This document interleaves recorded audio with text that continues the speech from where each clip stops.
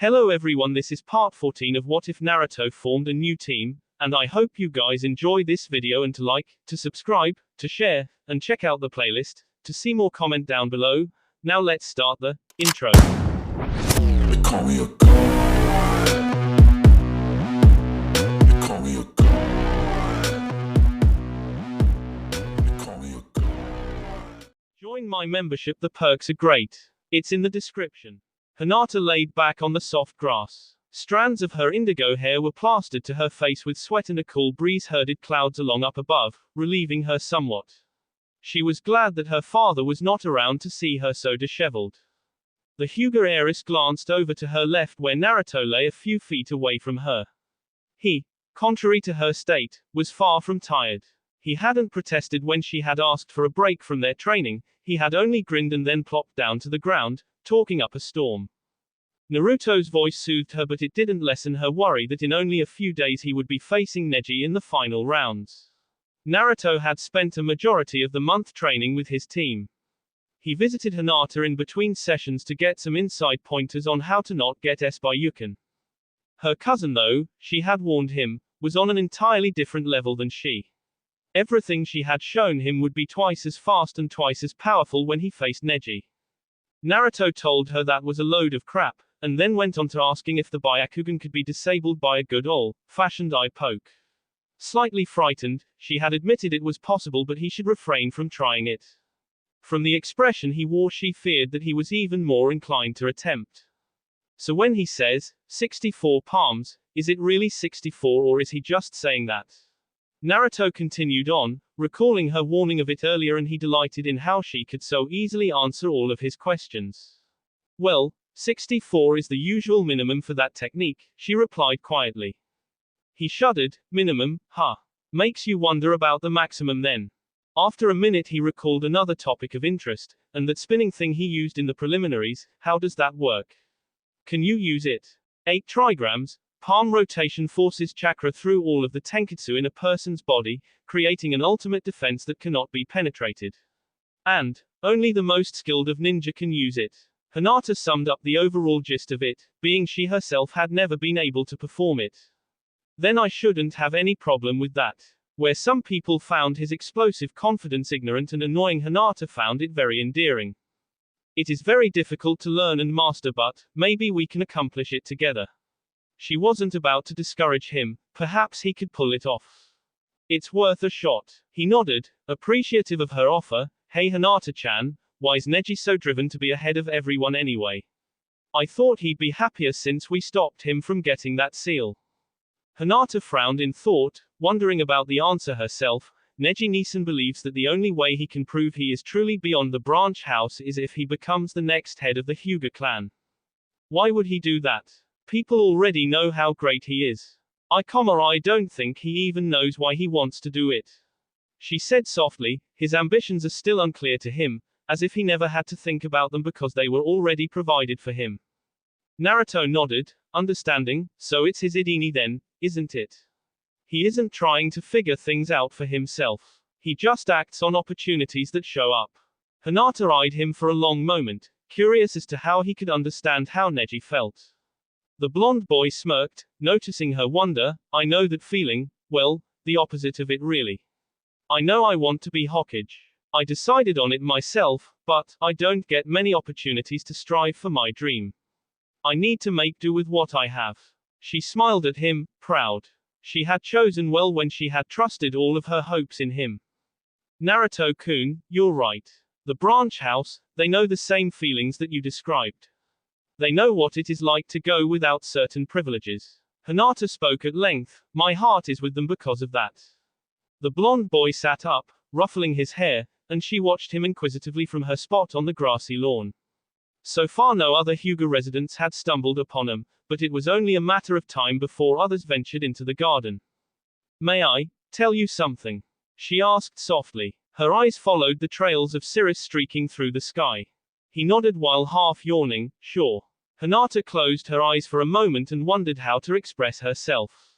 Perhaps now was the time to confide in him all of her secrets. After all, he had been the first person to actually listen. He was the first person to actually understand her feelings. though rushing things could ruin it, so she decided to start small and work her way up. She was still a world away from having the courage to profess her true feelings for him. When I was young, my mother became very ill after my little sister was born, Hinata began, and Naruto's eyes immediately shifted from the surrounding greenery to her saddened face. He feared he knew where this story was going. She was always so close to me. She told me to smile even when things around me were dark and lonely.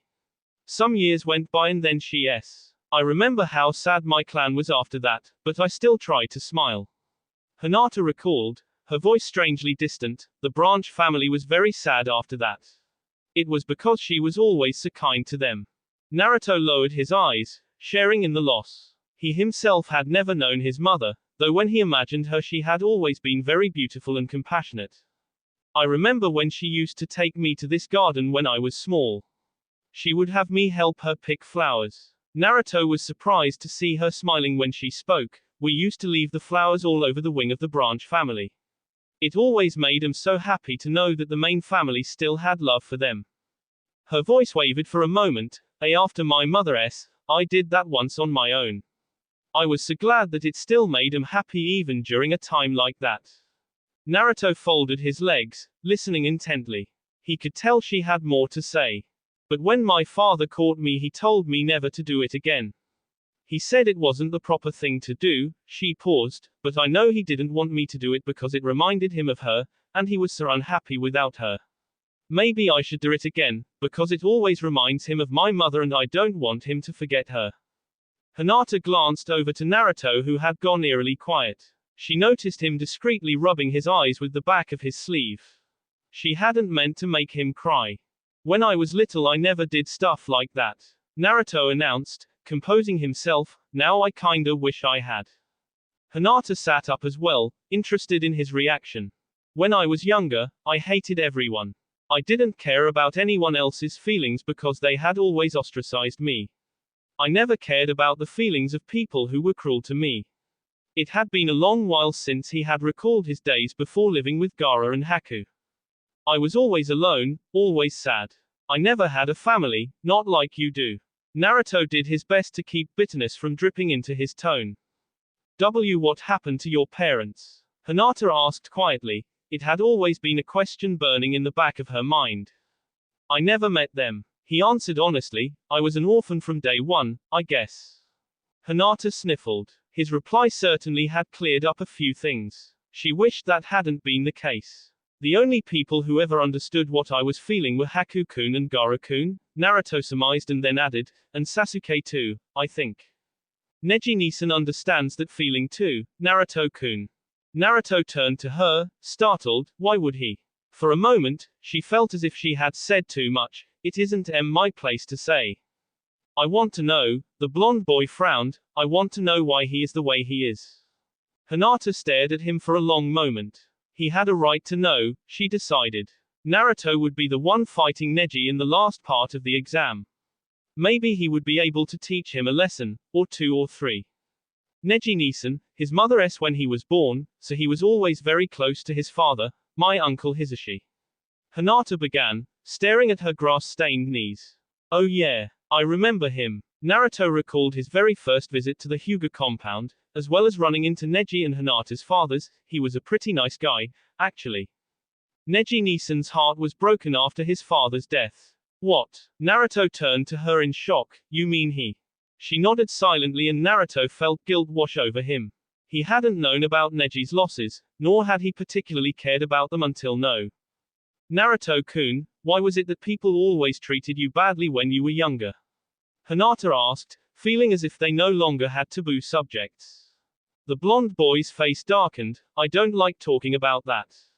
Upset by his defensiveness, she mentally berated herself for asking him. Who would want to talk about something like that? Even if she was curious and he was her friend, it certainly wasn't any of her business. Naruto turned away from Hinata, taking a few moments to think the situation over. If I do tell her, she'll hate me for sure, and I don't want that. I like that Hinata-chan likes me. I want her to. He scowled inwardly, but she'll never like the real me, the me that keeps that goddamn fox locked up all the time. I'm sorry, Naruto-kun, if I upset you, Hinata apologized, even with his back turned to her. Gama-senin only said that things were very difficult for you when you were born, that you carry a burden. Naruto's eyes widened momentarily and he faced her. Is that all he said? Hinata nodded, not wanting him to be angry. He frowned to himself. I just can't explain it now, Hinata-chan. Hinata decided that since he was so uneasy it would be best to change the subject. Maybe now we could investigate the chitin, if you'd like. Naruto jumped at her suggestion. Oh right. You still have to show me how it works. She was relieved some of his spirit had returned and she proceeded to explain the fundamentals of the technique, wondering if perhaps this wasn't a very good idea. You can try first if. All right. Naruto hopped to his feet, ready to get going.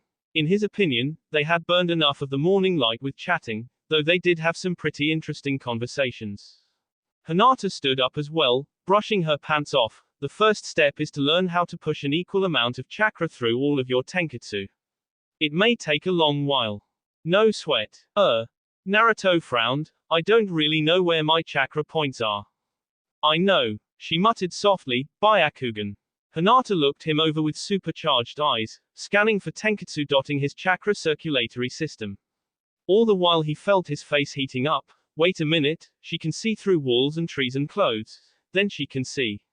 Naruto shook his head frantically, puzzling her. Hey. Yeah right. Hinata-chan isn't like Ero-sensei. At least, he was fairly sure she wasn't. She approached him, wearing a clinical look. I'll mark them for UW with some of my own chakra. She began poking his arms with practiced fingers, leaving the spots tingly and bruised. It may feel a little funny, but they'll be open a bit wider so you can sense them more easily. Naruto frowned in concentration, doing his best to feel out the pinhead-sized dots she was mapping out. To his surprise, he found he was quite aware of them. He had just never really paid attention to them. Yeah, I can feel them. He raised his eyebrows at her. I didn't know there were so many though. They're all over the place. Hinata nodded. There are quite a few. 361, I think. Holy yes, that's a lot, Naruto mumbled, and you can see all of them. Most of them, she corrected. Skilled ninja in my clan can see all of them at once, and close specific ones to manipulate an opponent's chakra. Like Neji. I don't know if he's that skilled, Hinata said quietly. It takes time before the Byakugan B becomes that powerful. So how am I supposed to send chakra out of all my tenketsu at the same time then? Naruto was flummoxed. None of this had seemed so hard earlier. I think you should send a small amount of chakra through your system S so you can locate them. You'll feel a prickling sensation when you're aware of all of them. Hinata then added, though even I have trouble doing this. Naruto hushed himself, focusing. His flow started from the stomach region and moved outward. Certainly he could tell where his chakra began, but he was unsure of where it was supposed to end.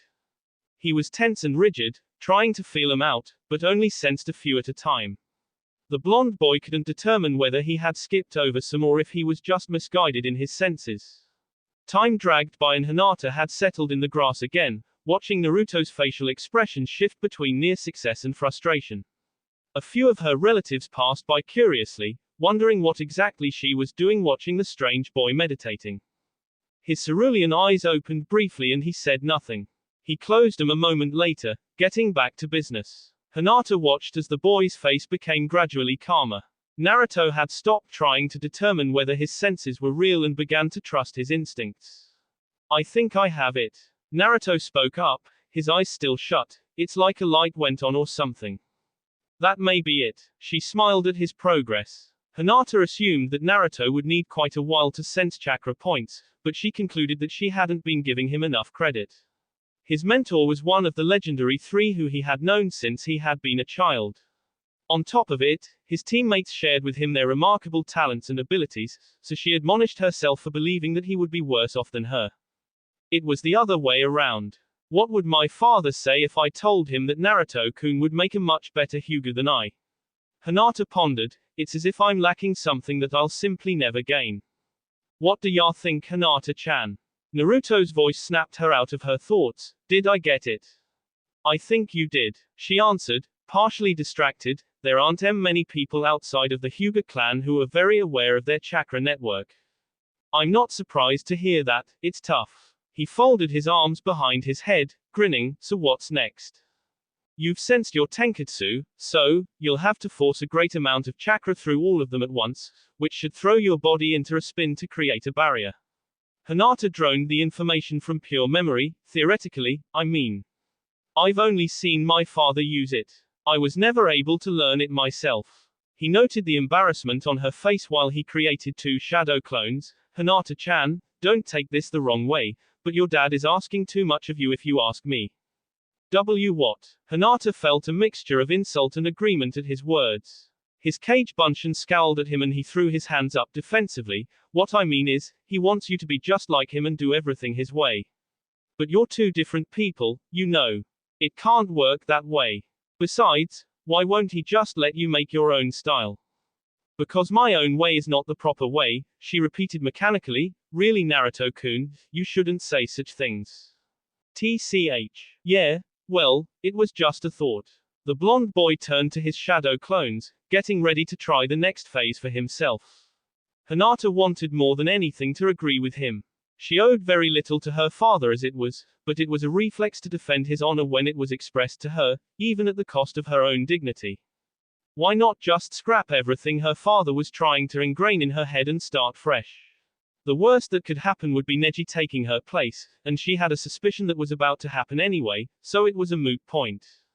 A sudden burst of chakra was her reality check yet again when Naruto and his clones were tossed back by the unstable power being disproportionately sent through their respective tenketsu.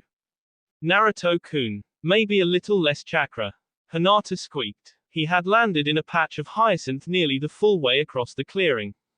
Yeah, sorry. Naruto stood, brushing his knees off. That was a bit scary. Whoosh. Ha ha. Bet that's happened to Neji a few times, huh? Maybe. She couldn't fight a small grin that came over her lips. It was a disaster for the next half hour. Naruto, for all of his chakra control and use of powerful jutsu, constantly, without fail, had the rotation backfire on him time and time again. It was exhausting for the Hyuga heiress to just watch him, hurtling about all over the garden as his shadow clones were to smithereens. Naruto had come nowhere close to getting it right, but she admitted it was no train wreck. He was doing surprisingly well for someone unfamiliar with the technique. There was only one thing bothering her. He's been using so much chakra. She was frightened at how he could keep going long after she would have needed a break. If he doesn't stop soon he'll hurt himself, but it's strange, he isn't tired at all. Wah. Naruto was in the habit of landing on his feet for the past 5 minutes. Phew, dizzy. He took a moment to gather his bearings. That wasn't as bad as the time I landed on my head. I'm never gonna be able to pull apart Neji's strategy like this. Naruto thought to himself, his head still spinning. I'll give him props though, this S is hard. Hinata again decided to briefly view him with the Byakugan, still seeing a steady flow of chakra that he had since he had begun. It wasn't the first time she had seen his overwhelming supply and she was curious about it.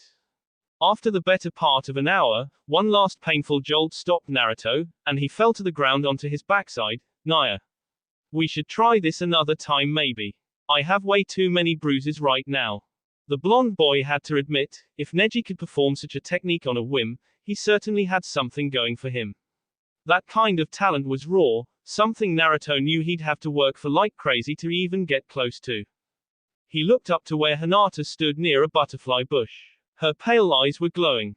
For a moment he raised his eyebrows at her, aware that she was deep in thought. Naruto wiped the sweat from his eyes, hoping she was all right. Your chakra is unique, she pointed out quietly, and his eyes snapped up. I've never seen anything quite like it, Naruto-kun. There was a very long silence and he stared at her, wondering if she had the faintest inkling of what she was addressing. Naruto admitted it wasn't wise to push his limits in front of anyone outside of his team. He intended to keep Hinata in the dark about what was really the cause of his tremendous chakra capacity. She'd hate me if she knew. He assumed, his opinion was the same as it was before, it wasn't worth her finding out. Naruto was beginning to find her Kekkei Genkai just as intrusive and problematic as much as it was helpful. Yeah, I'm special like that. Naruto waved the topic off with a half-hearted voice. She smiled and his C clenched painfully. That smile was causing him a lot of grief right now. If he did share his secret with her it would be safe. he knew she would never tell another living soul. The issue would be her horrified reaction and the vanishing of the smile he was becoming as dependent on as drawing a breath.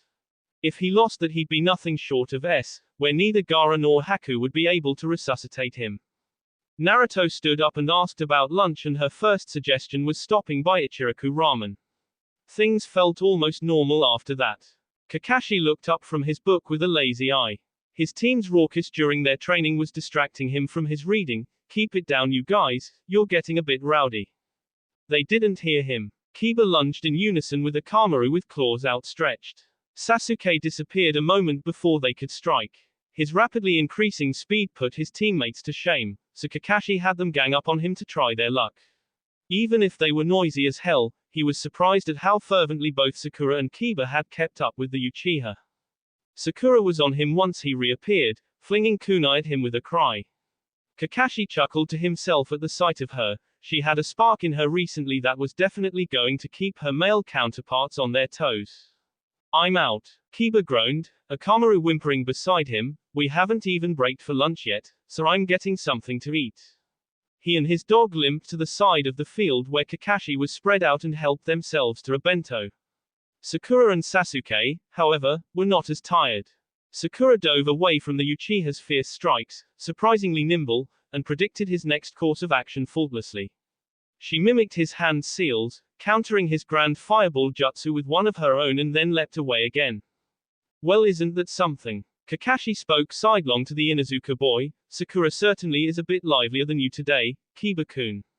Perhaps you're losing your edge. Fair. No way, sensei. Kiba grinned, still chewing, and Akamaru bayed from atop his head in agreement. They just don't know when to take it easy.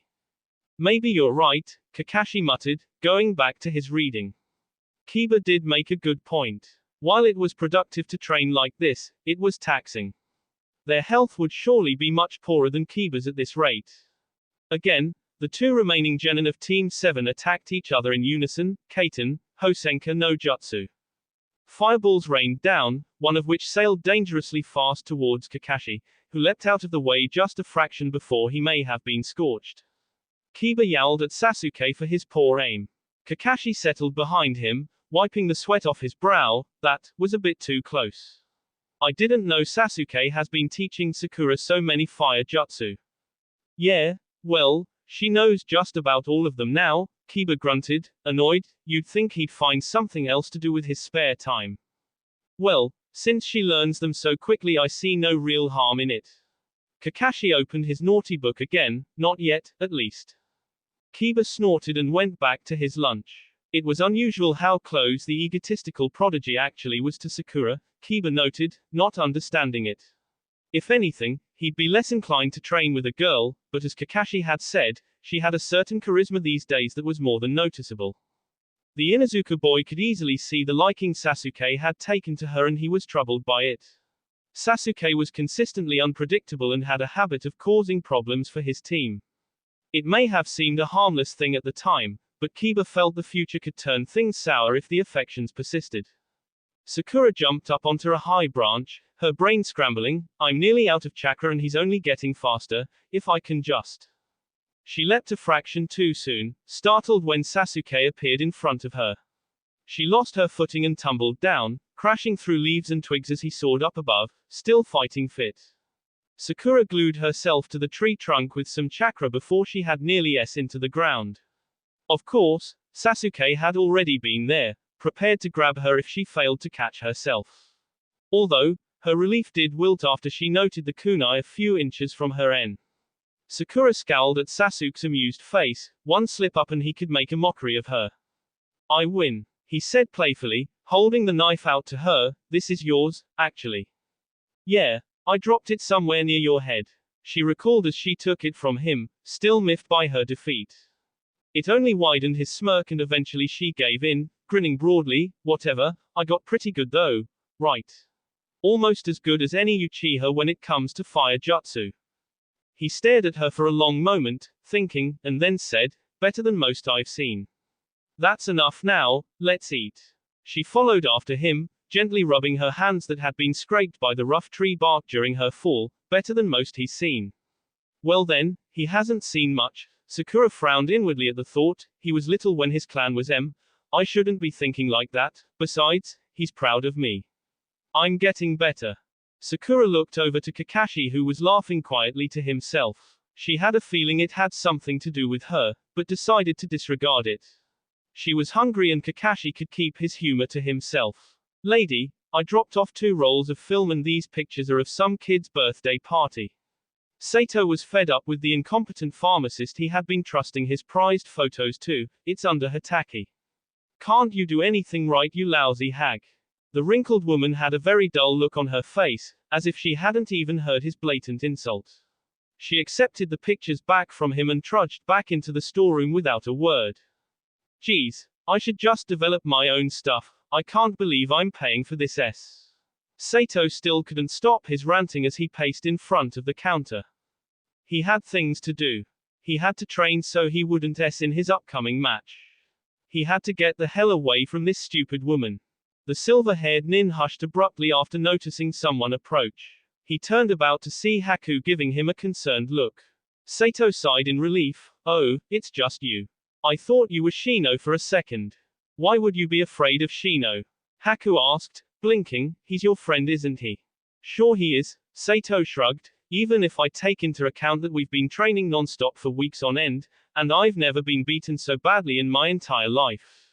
Haku offered him a sympathetic look, but he hadn't exactly come here with the intentions of shouldering Sato's woes, so he got straight to the point. I came here to ask you if you could help me track down a specific water jutsu scroll that you may have come across. Sato, who had been leaning on a shelf of various allergy relief products, gave him an inquisitive look. You could just ask Naruto or Gaara to help you with that, Haku-kun. It's better that they don't know about this, Haku said quietly after a long moment, lowering his dark eyes. Sato regarded him for a moment silently. Something was up. Haku always chose Naruto and Gaara to aid him in his expeditions. If suddenly there was something interfering with that unmitigated postulate of life, then it was better, he supposed, if he didn't ask. You're right about one thing. There's a storeroom in the archives of the Hokage's tower that has some nice scrolls like that, Sato admitted, looking smug. The security was low enough for a no-good thief like me to get past when he paused, frowning. Yeah, well, that's none of your business, is it? Haku smiled wearily in response. So what's in it for me? Sato asked, wanting some sort of collateral before risking his en again in the name of new jutsu that were not so legally acquired. You have a promise of 12 boxes of Pocky, if all goes well, Haku told him. It sounded strange when he had said it.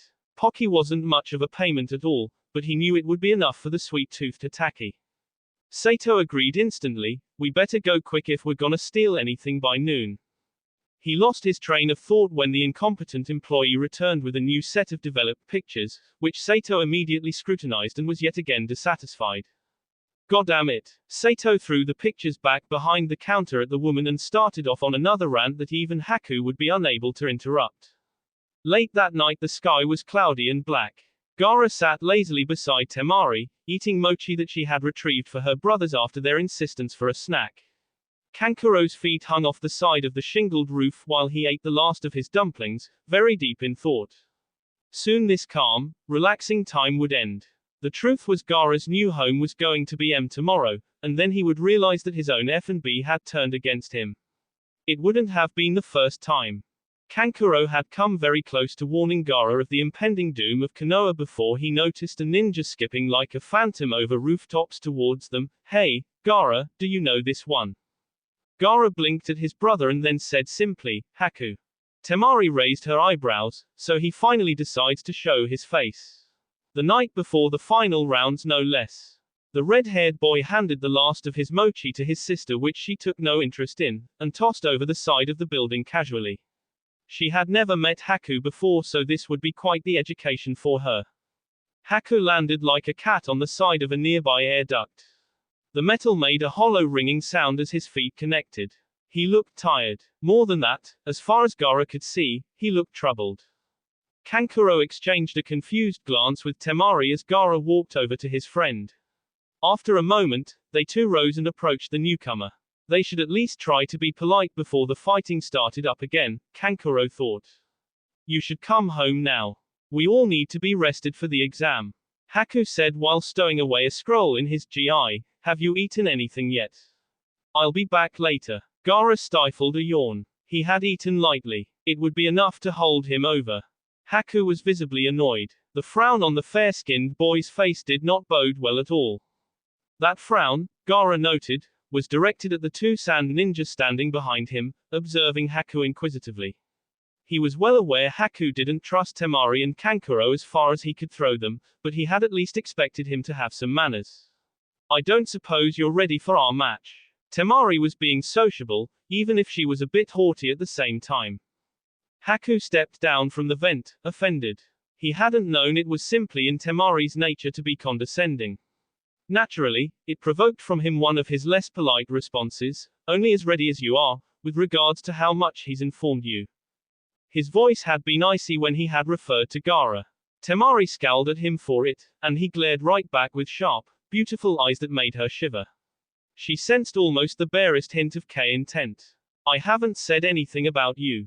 Gaara snapped. It had barely been a minute and already Haku had pissed him off.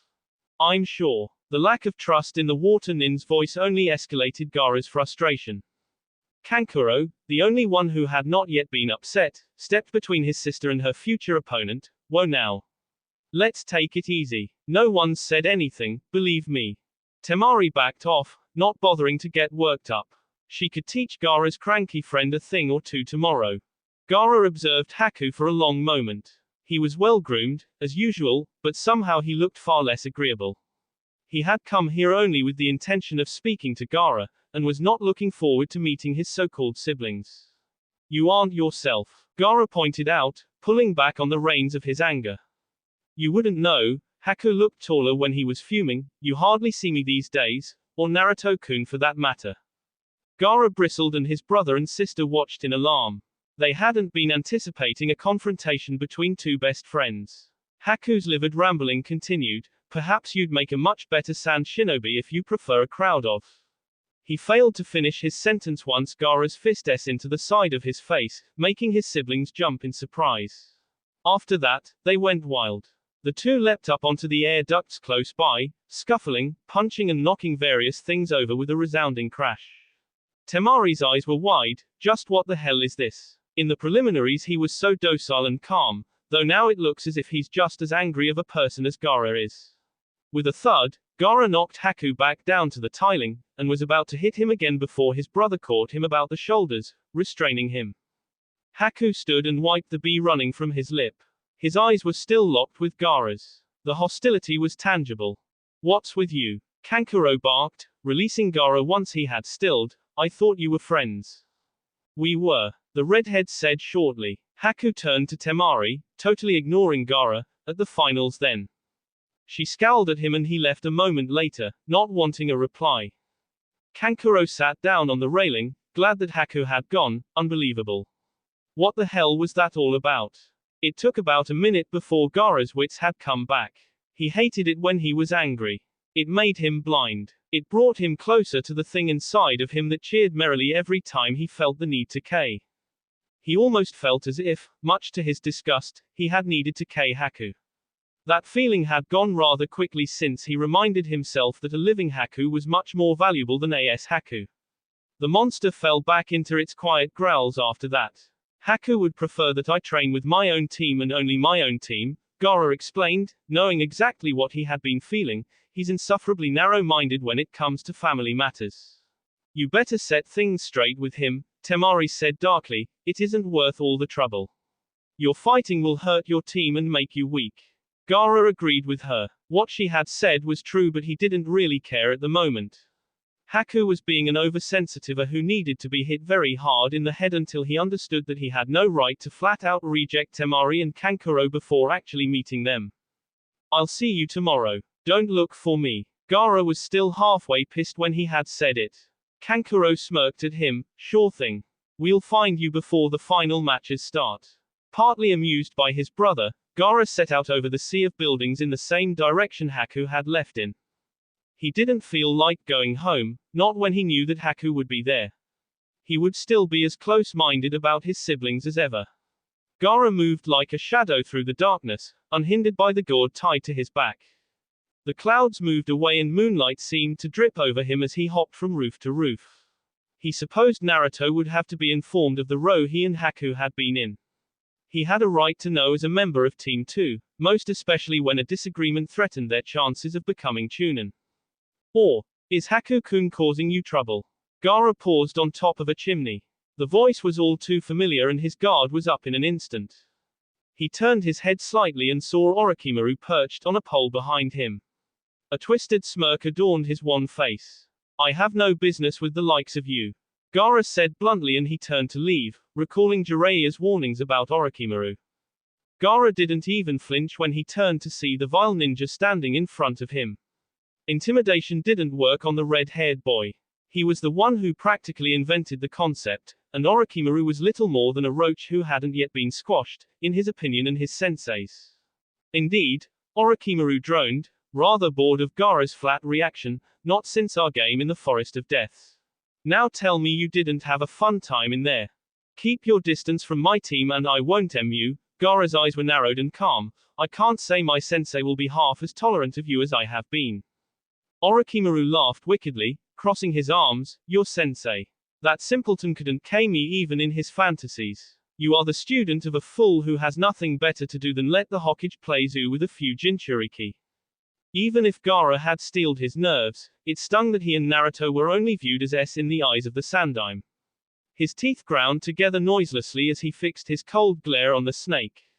Perhaps he could save Jiraiya the trouble and finish him immediately. I can assure you I haven't come for Haku-kun this time. He had been prepared for the blast of K-intent that swept over him and fought against it. Gaara readied his sand and Orochimaru disappeared, chuckling to himself. It was a game to him. He enjoyed tormenting Jiraiya's witless pupils. They had been no different from the first batch he had tried to exterminate. At least when Jiraiya had trained his first genin team they had put up more of a fight. Gaara turned, feeling a pressure on his arm. It hadn't occurred to him at the time he was in danger until he heard the Sennin perform a jutsu he knew he couldn't counter, 4-point unsealing. His sand forced Orochimaru back, but not soon enough. The searing, slow burn on his arm had distracted him and Gaara stared with wide eyes, wondering how Orochimaru had known of his weakness. If he was once Jiraiya sensei's teammate, then he has just as much skill with seals. Gaara shielded himself, watching Orochimaru stand on a nearby power line gloating at how easy it had been to penetrate his defenses. He heard another voice then that was not Orochimaru's. It was loud and recognizable, and Gaara felt his hands rise up to cover his ears reflexively. It was then he understood the voice came from inside of him. The cacophony of howls and snarls was overwhelming. He had forgotten. He had forgotten how terrifying it had been when he had no barrier against the presence of Shukaku. It had been so long since he had been in fear of it. The memories all came flooding back. Gaara's knees met the plaster of the roof. His sand swirled turbulently around him as it had when he was a child. Orochimaru was thrilled. That's a bit better, isn't it, Gaara-kun? It'll be so much easier for you to get in touch with your inner self now. Orochimaru smirked down at him. We'll meet again at the exam and until then, pleasant dreams. The snake left after that, his task accomplished. Gaara stood helplessly with his sand cascading around him in weight. Immediately, he struggled to push the Ichibi to the recesses of his mind. It was less difficult to do than it had been when he was younger. All the same, he knew damn well he would not be sleeping that night. After regaining control of his sand, Gaara steadied himself. He had to find Jiraiya. The following day troops of anxious fans, shinobi, gamblers and local lords piled into the athletics stadium at the center of the village, eager for the highlighted matches of the final rounds of the Chunin exam. It was only early morning, however, and none of the participants had yet arrived. Naruto was seated at Ichiraku Ramen enjoying his breakfast by himself. Ayami had been troubled when neither of his friends had been with him. Tell me about it. The blonde groaned at her, exasperated. Haku-kun tells me he'll see me in a little while and then he just totally disappears. I don't even know where the heck Gaara-kun is and. To his surprise, Gaara walked in at that very moment. At the sight of him, Ayami hurried to fetch him something to eat. He took a seat beside Naruto silently while the boy blinked at him curiously. He looked nothing short of atrocious. It had been a while since Naruto had ever witnessed his friend in such a state of dishevelment. Gaara rubbed his temples absently, and Naruto did briefly wonder what could possibly be ailing him just a short time before the final rounds. The red-haired boy spoke in a low voice, "Where is Jiraiya-sensei? He went off again peeping before I could talk to him yesterday, that pervy bastard." Naruto glowered at the thought. "Are you okay, Gaara-kun?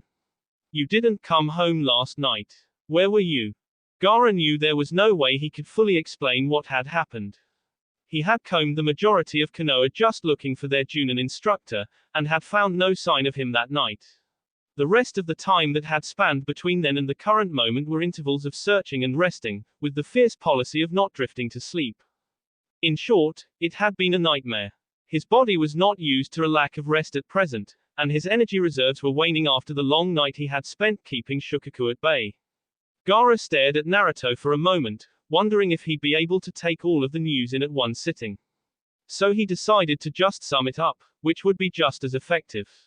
"My seal has been malfunctioning," Gaara admitted quietly, not wanting Ayami to overhear as she hovered nearby, as if she'd even understand. He scoffed in his own mind.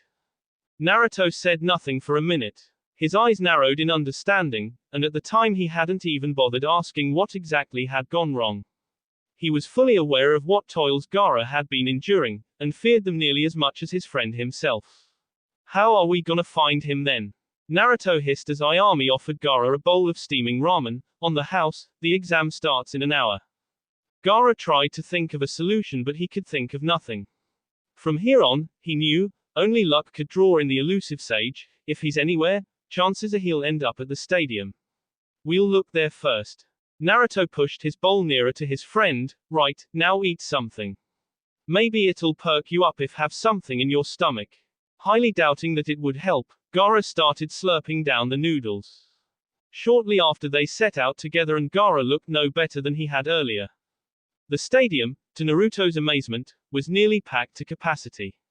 The many people in the audience that would be watching only added to the pressure of the current situation.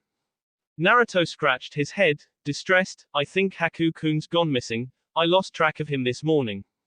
Gaara only gave him a sideways glance at the news. Even if Haku was one of his least favorite people at the moment, he couldn't help but wonder if Orochimaru may have had something to do with it. He decided it would be better not to alarm Naruto and see how things worked out. Haku was fairly reliable. He wouldn't let himself be victimized too easily, and Gaara figured that he would be relatively safe with so many people suddenly occupying Konoha. "I can't believe what nasty luck we've got today," Naruto grumbled, folding his arms. "First your seal, now Haku-kun. What else can go wrong?" "It would be better not to explore that," Gaara said bluntly, and nodded his head towards the entrance of the stadium. "Hinata's team is here." Naruto's eyes brightened. "Great. Let's go." He ran ahead to meet up with the Hyuga girl and her teammates, and Gaara followed slowly behind, searching for signs of his brother and sister. "Have you guys happened to see Ero-sensei or Haku-kun by any chance?" was Naruto's opening line, and Hinata gave him a small smile as he and Gaara approached. "If by that you meant your instructor and teammate, then no, we haven't," Shino answered. He never had understood why Naruto and his team so often addressed their mentor informally. The blonde boy scratched his head, frustrated. Didn't think so." Sato stood beside Hinata with his hands busied in his jacket pockets. He observed Gaara with a skeptical look for a long moment and then chuckled. "Wow, you look like Gaara-kun, hey. Maybe I'll actually beat you." Gaara answered him with a non-committal glare that lacked its normal threat. He seriously doubted that his opponent could even come close to such a goal. The silver-haired boy looked hopeful though, as if he had some sort of half-baked plan he intended to use. The redhead snorted at the thought and turned his gaze to Hinata, who was quietly scolding Sato for his rudeness. Naruto was still distracted with other issues. "Look, this is important. If we don't find Ero-sensei soon," he gave a short glance to Gaara, "Gaara-kun won't be able to fight." Gaara gave him an annoyed look. Things weren't that serious, in his opinion. Sato, in contrast, looked relived in that moment. "We'll help you," Hinata said encouragingly. Sato turned to her, whining, "Sunshine, please, this is my golden opportunity." Shino overrode him. "We'll split up and meet back here." Upset that he couldn't have been given a free win even by his own teammates, Sato trudged after Shino in aggravation, heading towards the east wing. Hinata stayed behind with Naruto and Gaara at the blonde boy's request. Her Byakugan would certainly come in handy. They headed in the opposite direction of their auxiliary and headed up to the second level.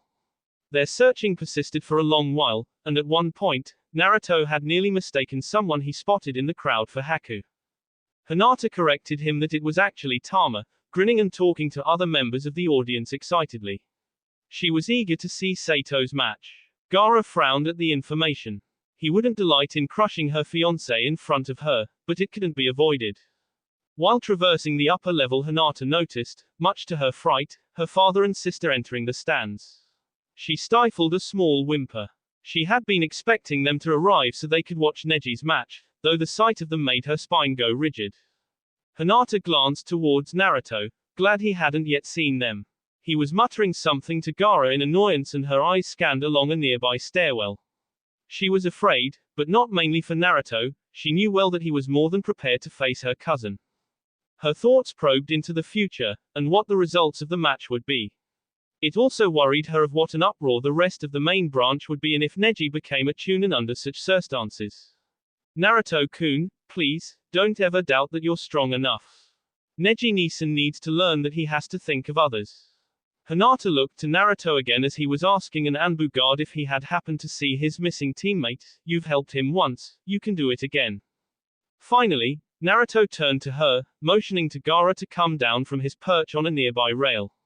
He looked to her and his eyes spoke of frustration. Hinata-chan, we'll keep looking, but you better go back and tell Sato and Shino, he sighed and then said, it's kind of my fault that Haku's missing. Don't worry, okay. She shook her head weakly, there's still time. No, there isn't. Gaara's voice softened at the sight of her troubled expression, go now. If he isn't found by the end of Naruto's match, then I will keep looking until my own fight. I'll tell them. Hinata nodded, her pearly eyes narrowed slightly. She had a fervent urge to hug Naruto right there, even with Gaara watching, but relented after seeing that he was upset and anxious. She knew it would mean less to him than it would if he was merely uneasy and looking for reassurance.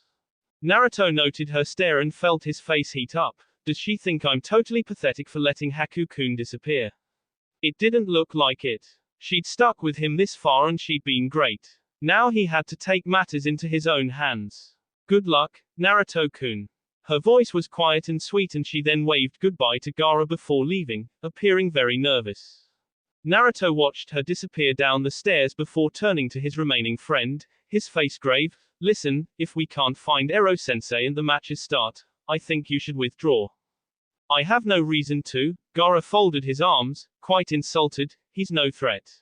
I'll defeat him quickly, and anyone else he would be pitted against, his mind added, though he wasn't very certain how he would react if he had to fight Naruto. This isn't about that. Naruto's voice was something akin to a bark. Sometimes you lose your cool in fights. I've seen it. This isn't the place for that. Briefly, Gaara recalled the he was responsible for on the bridge in the Land of Waves. His memory was still terribly foggy on the event, but the K that had ensued was still prominent. Still, he doubted something such as that could ever apply while facing Sato. I won't withdraw. Naruto was irked by his stubbornness and had expected it too. Fine. Fight. If you freak out, even if it's just for a second, I'll be there to SU. Gaara blinked at him and nodded. It sounded fair enough. The blonde boy was still partly fuming before suggesting that they join the rest of the participants on the balcony below.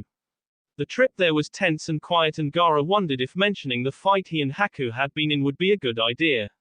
Naruto probably wouldn't appreciate the news at the current time. Once there, Sato was already fidgeting around, observing the huge audience that had turned out with wide eyes. Gaara grimaced at the sight of him and then looked across the way to the adjacent balcony where his siblings stood in wait. He knew better than to leave Naruto and join them, especially when he was still irate that Haku had not arrived. Shortly after, something peculiar happened. Team Guy arrived quite suddenly and the normal energy that they usually carried with them was nowhere to be found. Naruto tried to control himself at the sight of Neji, who was impassive as ever, though he did see something strange. The Hyuga prodigy and Tenten stood on opposite sides of Lee, silent, and appeared outwardly irritated by the other's presence. Lee, between them, had never looked more distressed in Naruto's time knowing him. Clearly his teammates were not agreeing on something and he had been caught in the middle. I know that feeling, Naruto thought, still on edge. I wonder how Neji will fight if he's this distracted. He didn't want to be disappointed when he knocked the prodigy's teeth out. Gaara tensed and Naruto looked to their left where Haku had arrived, looking as calm and casual as ever. Naruto stormed over to him, blue eyes blazing. Where the hell have you been? I thought you just vanished or something. Naruto-kun, it's alright. Really. Haku didn't overlook the attention Naruto's ranting had attracted. I really am sorry if I held you up, but I did tell you before I left that I might be a bit late. Naruto blinked. Oh, you did. It must have slipped my mind then I guess. A lot of crap happened this morning. Haku smiled at him weakly and said nothing to Gaara. Naruto equated the coldness of the members of Team 13 to that of which was emanating from Haku and Gaara. It was something he would not stand for and it did explain a few things. What's with you two? Naruto looked between his friends, sensing they had had a spat. If one more thing goes wrong I'll beat the S out of both of you. If he had to be the disciplinarian then so be it. Naruto was not willing to ruin their chances of gaining Chunin rank, even if they were. Haku apologized again. He sounded sincere too. I just needed to fetch something for my match. I had almost left it behind. Gaara scowled openly at him. Whatever scheme he had concocted to get around Temari's use of wind jutsu he judged to be nothing short of elaborate and infantile. He had a feeling it would be a close one though. Down below, Hayat stood at the center of the arena, and the roaring clamor from the crowd eased down momentarily as he announced, the final rounds of the Chunin selection exam have begun. He glanced up at the Hokage briefly. The first match will be between Hyuga Neji and Uzumaki Naruto. Haku and Gaara simultaneously observed their friend as he stared out ahead into the stadium. I can do this, Naruto resolved. I have to. Neji ventured down without a word to his teammates. He didn't need confirmation from them that his match was as good as won, although Tenten might have tried to make him believe otherwise. She knew nothing. He had no reason to hold back. Now was his time to prove to the main house just how wrong they were. You can do it, Naruto-kun. Haku said quietly, staring at the back of the blonde boy's head.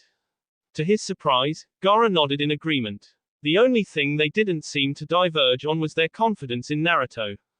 Naruto turned and grinned at him. Yeah, I've got this one in the bag. He raced down the stairs, unwilling to let Neji show him up. Once down to the ground level, Naruto was able to see just how huge the stadium actually was. The roar from the watching crowds was indeed a bit distracting, but Naruto had set his mind on one thing and one thing only. I'll make him pay for what Hinata-chan's been going through. His expression was confident as he neared Hayat, who waited with Neji at the arena's center. I can't lose. The face-off was particularly uneventful and Naruto could feel his teammates staring at the back of his head. Neji's white eyes were as stoic as ever, but he could tell that somewhere beneath the anger and stubbornness Neji was feeling something that was very real. Hayat muffled a small cough while observing the first two combatants. Both of them looked hostile. It'll make an interesting fight then. If the opponents are ready, you may begin now. Hayat backed up a ways from the two genin, listening as the audience came to life in excitement behind him. Neji fell into a practiced Yukin stance, his face grim. This would be the time for you to back out, should you decide not to humiliate yourself. TCH. The blonde boy's eyes were like flaming sapphires. Not until I teach you a lesson. The Hyuga wasn't inclined to wait much longer. What could a dropout be able to teach me? How to lose. Naruto formed hand seals, Kage Bunshin no Jutsu. 24 replications materialized beside Naruto, sharing in his determination, and leapt ahead to get through Neji's defenses. The Byakugan illuminated Neji's eyes and he moved with skill, knocking away and destroying the clones methodically as they came within range. It wasn't long before all of the shadow clones had been spent, and the last remaining Naruto was the one Neji charged for, hands striking the nearest Tenketsu expertly. Haku grimaced as Naruto recoiled in pain and then reverted to a puff of smoke. The true Naruto came from above with a dropping aerial kick. Neji hadn't been counting on his speed and barely evaded the assault, which was a mere distraction for something more fatal. Neji righted himself, his sandals skidding in the dirt, and watched the blonde boy form more seals. See if you can handle this. Kuchio's no jutsu. 4 red warrior toads appeared and Naruto, in imitation of his sensei, perched on the head of the nearest one. From the balcony Haku and Gaara both grinned openly, while Shino and Hinata watched in astonishment from the stands. A fair distance away from where Hinata was sitting, Hanabi turned to her father wearing a worried expression. She hadn't come to this match expecting her cousin to be facing someone capable of summoning creatures into battle. Neji was not very impressed, or at least, appeared not to be. You think that these frogs are a match for me? A vicious tongue extended without warning, knocking the Hyuga back a number of feet into the ground with a thud. The toad in question was the very one Naruto crouched on top of, and it looked rather insulted. Toads. Naruto corrected him, and he could tell that after that things were going to get serious. Naruto and his comrades closed in on Neji, who stood in wait, calculating. His eyes picked apart every aspect and weakness of his opponents. The Hyuga prodigy's rotation sent 2 toads reeling before they could get near, while the other 2 drew their swords. Naruto briefly wondered just how violent the match could get if his toads intended to skewer his foe. Neji was reading the awkward body language of the toads as they bounded within striking range, the angle at which the blades were held, even the slightest twitch of muscle beneath skin was completely visible to him.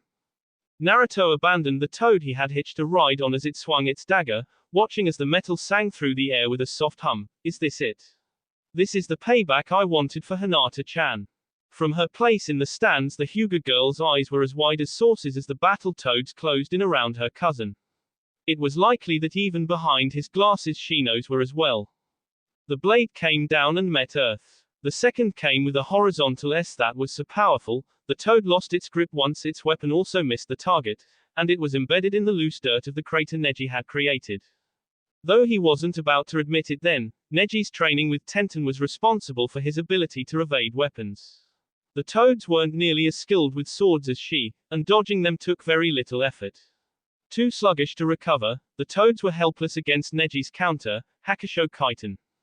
The last 2 toads were dispatched with a rotation twice as powerful as the last. Naruto steadied himself, planning his next means of attack. He's using that technique Hinata talked about like it's nothing.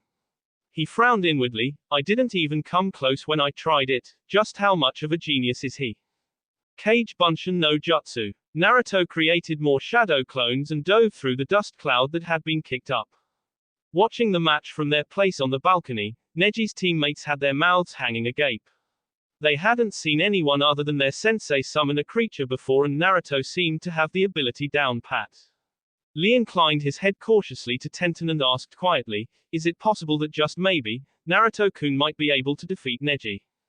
There was a long silence, and Lee suspected that she wasn't interested in commenting on the match until she did at last answer, let's hope so. Lee laughed loudly at her snappish voice, but was glad to see her smirking playfully. Tenten had no intentions of taking out her frustrations on Lee. It appeared to her that Naruto was doing all the hard work for her. While letting his clones act as a diversion, Naruto built up his chakra, knowing if that he didn't finish the fight soon he wouldn't be able to at all. By then familiar with Naruto's attack patterns, Neji eliminated the second wave of clones quickly, but not after suffering a blow to the gut from a rogue slide-tackling clone that made him consider the usefulness of free-thinking replications. It hadn't really worried him though. His use of shadow clones is sloppy, and he'll be made to regret it. This is pointless, Neji said at length, staring down the blonde boy across from him. All you have to show for yourself are some big words and a few tricks, not unlike Hinata-sama. The only way he'll ever be defeated is by a truly skilled ninja. You're wrong. Naruto's voice was a snarl. You had no right to treat Hinata the way you did. Even if you think you can pass judgment on others, that doesn't mean that you're right about other people all the time. Believe what you like. She's strong. She's worth it. Naruto found himself a bit incoherent in his anger, as if he was affirming himself, you just want an excuse to make it all right to hurt Hinata the way you did. The things you did, and said. You've got it all wrong. You have no understanding of the Hyuga clan at all. Neji's temper was flaring. Naruto was treading treacherous waters. Sure, I understand them. Naruto wasn't backing down. They're all a bunch of taita who put others down to protect themselves. From the stands, Hanabi flinched at the sight of her father's furious face. Naruto was brazenly insulting the Hyuga even if he had been telling the truth. It would not bode well in terms of him defending the clan head's daughter. At that point Neji looked more respectable than Hiashi had ever seen him, but the guilt was still present in his mind while he watched his nephew begin to drown in his anger. You have no reason to be involved. You'd never understand. Neji's eyes were narrowed. Everything I do is necessary if the Hyuga clan is to be changed. The hardships of the branch family are ongoing and no one is inclined to end their pain. Naruto recalled the day he had been at the Hyuga compound and witnessed a branch family member attack Neji. He hadn't known why it had happened. Even stranger, he found, was that he was curious enough to hear more. The crowd grew restless in the stands, wanting the action to commence. From the balcony, Haku and Gaara paid close attention to the words exchanged. Before my father's life was in place of my uncle's, I was spared the seal of the branch family, Neji reiterated. It had made no difference when I was adopted into the main family. I am not blind. It is all a ploy to make it so the suffering in my clan will continue. A ploy. Naruto didn't know a conspiracy was involved. The main family will no longer use the branch family as scapegoats, Neji declared. The Hyuga clan must change and I will be the one to do it. So what if you want to fix things? Is it worth hurting people? People who only want to help you like Hinata. Naruto bit back, his knuckles turning white. From above, Tenten had her eyes fixed on Naruto. She wondered how he had taken the words right out of her mouth. She chose to fight me. It is her own fault and not mine for what happened to her. Neji dismissed the idea. She did not know her place and chose not to back down. For someone who wants his clan to be equal, you sure have a superiority complex. Naruto roared, undeterred, I'll prove that Hinata's better than you. Neji's anger cracked through the facade on his face. It was an expression Lee and Tenten had only seen when he was ending a fight, more recently, if they recalled, in his quarrel with Tenten. It was a rare moment when both Hinata and her father shared the same feeling, disbelief. It was the first time Hiashi had had a glimpse of his nephew's motives for replacing Hinata as clan heir. Haku blinked and found he had nearly missed Naruto's burst of speed as he leapt for Neji, only to be knocked away by a rotation. The golden-haired ninja ground his teeth. This is it. It's now or never. He created a shadow clone and gathered an enormous amount of chakra into his right hand, his blue eyes focused on the Hyuga who had already anticipated another attack. Naruto and his assistant charged and Hinata closed her eyes, fearful of what would happen. Kaiten. Neji countered the assault with faultless timing. It destroyed Naruto's shadow clone with ease, but the blonde boy thrust his hand forward recklessly, howling, Rasengan. The raw amount of chakra in the attack briefly disrupted the shield surrounding Neji, before interrupting it completely with a terrible shudder that shook the ground violently and sent the two flying apart. Hayate leapt away with wide eyes to avoid the tremendous wave of recoil and excess chakra.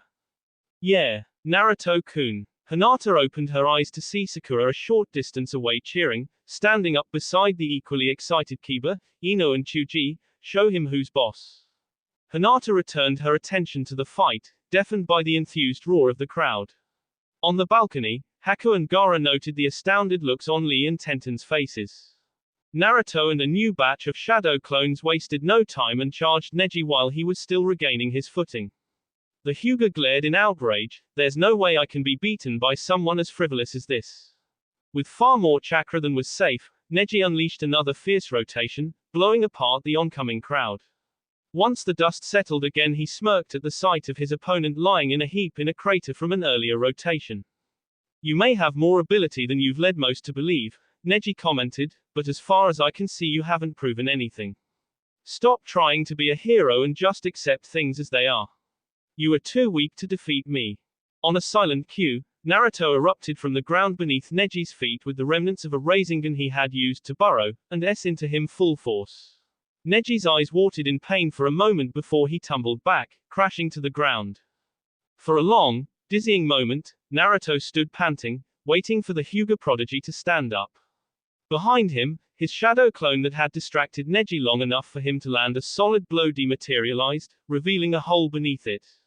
He found it strange and relieving to see Neji unable to fight any longer, laying on the ground with eyes wide in incredulity. Maybe, your eyes don't see as much as you think they do, Naruto managed a shaky breath. I know what it's like when you have to prove yourself to others. The only way you really succeed is when you don't knock other people down. Hayate cleared his tea after glancing down at Neji. The winner of the first match is Uzumaki Naruto. The crowd increased its volume even further. Haku exchanged a brief glance with Gaara, one that surprisingly held no contempt. It was always great to see Naruto teach valuable lessons to his peers. Hinata sat up very straight, staring at Naruto and unable to suppress her wide smile. "Oh Naruto-kun. You did so well." Lee and Tenten watched in confounded silence as Medic Nin placed Neji on a stretcher and escorted him out of the arena. Naruto balled his hands into fists, listening to the hollering audience. "I'm strong. This victory is definitely going to help Hinata-chan." After receiving an approving nod from Hayate, he returned to the balcony, still ecstatic over his triumph. After reuniting with the waiting genin on the balcony, Naruto received very animated congratulations from both Haku and Sato. Gaara had a horrible headache, but still made an effort to congratulate his friend. "Well done, Naruto-kun." Naruto the red-haired boy on the back, grinning widely. "All thanks, Gaara. But you knew I was gonna kick Neji's Haku chuckled quietly while Gaara his throbbing temples. It was too loud. The Kazekage glanced over to the Hokage who was seated a short distance away from him. "My, what an exciting first match, don't you think?" Hiruzen nodded absently while watching the blonde boy celebrate his victory from across the way. "Indeed, Kazekage-sama. You can always count on Naruto to keep things lively." With no further preamble, Hayate announced the next battle. The second match will be between Nara Shikamaru and Tenten. Lee had recovered rather quickly from Neji's loss after hearing it was Tenten's turn to fight. "Woohoo. You can do this, Tenten. Make Guy-sensei proud." She gave him a sheepish look, wondering if that alone was enough motivation. From his place beside Sato, Shikamaru groaned in annoyance, lacking any and all conviction. "I really don't feel like fighting, much less a girl." Naruto, still a tad over-enthusiastic, walloped Shikamaru on the back. "Get down there, you bum. Just try to not lose." The Nara fell over tea kettle over the side of the railing with a cry and into the arena. Sato held his shaking sides while he cackled in laughter. The Hokage merely sighed at the sight. Sakura smirked at Ino beside her. "Is he always this graceful, Ino pig? Can it, Sakura?" Once on the ground level of the arena, Tenten still didn't have her full concentration. "Neji, how could you have lost? Is that even possible?" Shikamaru didn't meet her eyes when they faced off. "You had it coming though. Maybe it's enough to deflate that ego of yours, but still, I'm going to win this match for you." That will be all for this video. Be sure to like, subscribe, share, and comment down below for more videos. Goodbye.